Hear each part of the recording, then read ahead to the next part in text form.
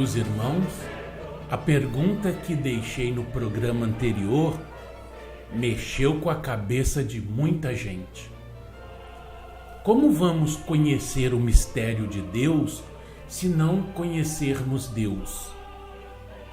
Quando falamos Deus, é claro que nos referimos ao Supremo Criador do Universo, aquele que possui atributos que ninguém mais tem. Por exemplo, é único. Deus é único. Este é um axioma real, pois não se sabe que exista outro Criador no universo. É de Deus que procede toda a criação. Ele é a força motriz que tudo move. Se não fosse o único, ou seja, se existissem outros com o mesmo poder criador, toda a harmonia do universo estaria comprometida.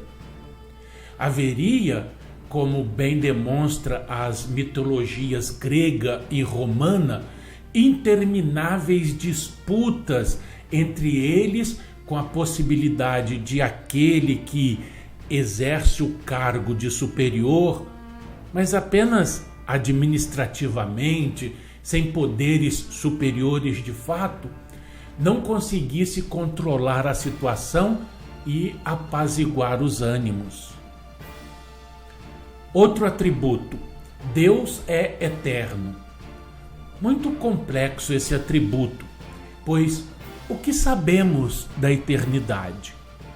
A resposta é aquilo que não tem começo nem fim. Todavia, como a mente humana pode suportar esse fato? Alguém que não teve começo e não terá fim. Como assim? Por exemplo, as perguntas ou a pergunta que geralmente se ouve: Deus criou tudo, né? Sim, e quem criou Deus? Coisas desse tipo, né? A mente humana ainda está muito presa ao fenômeno a que se deu o nome de morte, como o fim de tudo, o fim da vida. Foi preciso, pois, primeiro acabar com esse pensamento para depois os homens compreenderem esse fenômeno novo da eternidade. E esse processo vem ainda acontecendo. As pessoas vêm aceitando com algum temor ainda o fato de que ninguém morre. A alma, o espírito, a essência continua vivo, mesmo depois de passar por esse fenômeno indicado como morte. Foi preciso que os espíritos, ou seja, os desencarnados, viessem dizer aos espíritos encarnados que estes serão um dia também desencarnados. E depois voltam a ser encarnados e desencarnados e encarnados e desencarnados, até que se compreenda que a morte não existe em nenhum cantinho do universo. E por que não há? Porque, sendo Deus eterno, numa eternidade que não se pode alcançar, pelo menos ainda, né, pela mente humana, ele não criou seus filhos, suas criaturas, para a morte. Deus é Deus de vivos, já dissera Jesus, portanto, eternamente. E por que é Deus o único eterno, se os seus filhos também foram criados para a eternidade? Simplesmente porque ele é eterno desde sempre, e suas criaturas desde um certo ponto, um momento nessa sua eternidade.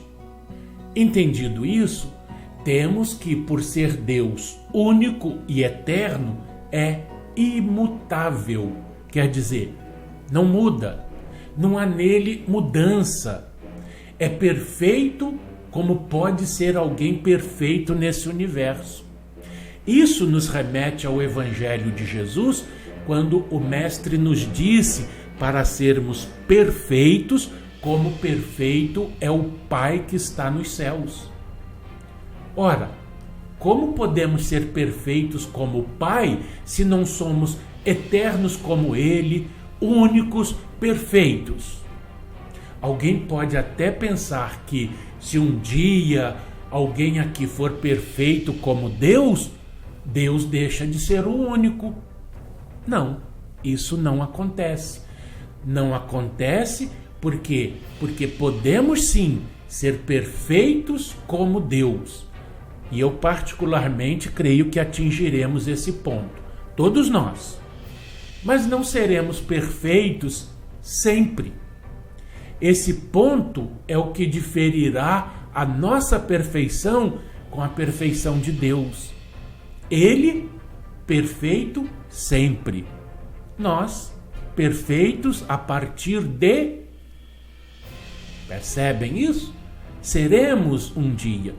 Então, não somos hoje. Então, nós seremos perfeitos a partir de um certo tempo. Deus não, é perfeito sempre.